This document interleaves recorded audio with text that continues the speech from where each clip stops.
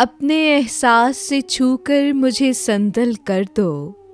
गज़ल वसी शाह, आवाज़ सातिया रफ़ीक, पेशकश दानिशरा।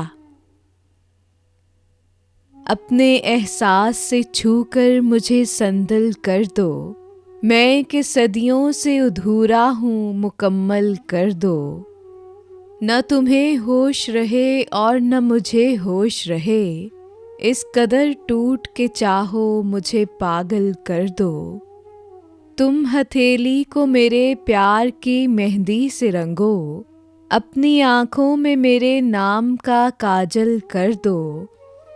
इसके साए में मेरे ख्वाब दहक उठेंगे, मेरे चेहरे पे चमकता हुआ आंचल कर दो।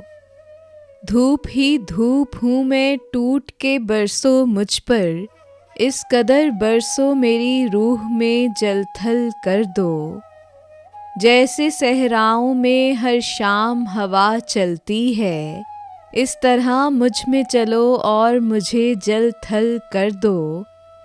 तुम छुपा लो मेरा दिल ओट में अपने दिल की, और मुझे मेरी निगाहों से भी ओझल कर दो।